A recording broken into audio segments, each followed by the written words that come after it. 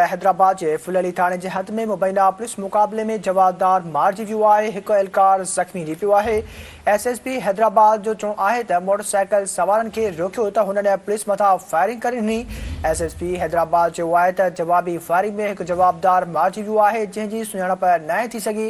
SSP Hyderabad चयो आहे त ॾुआरनि जी फायरिंग में पुलिस एहलकार शुएब ज़ख़्मी थी पियो, जंहिंखे इस्पताल मुंतकिल कयो वियो आहे। नाम ख़बर खां अवां खे अॻनि पिया हलूं त हैदराबाद जे फुलली थाणे हद में मुबैना पुलिस मुकाबले में जवाबदार मारिजी वियो ऐं हिकु एहलकार ज़ख़्मी थी पियो आहे।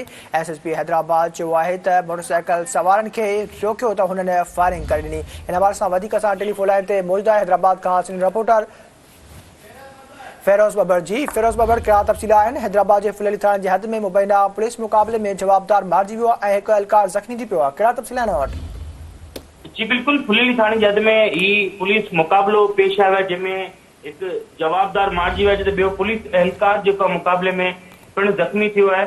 SSP हैदराबाद शादिब चाचड़ जो चवणु आहे त चेकिंग दौरान मोटरसाइकिल सवार असरबंदनि खे रोके वियो त हुननि पुलिस मथां फायरिंग कई, जिनमें जवाबी फायरिंग में हिकु जवाबदार जंहिंजी सुञाणप आसिफ खकराणी लाड़काणे जे रहवासी तौरु थी आहे, जॾहिं त जेको ज़ख़्मी एहलकार आहे उन जी सुञाणप शोएब जे नाले सां थी आहे।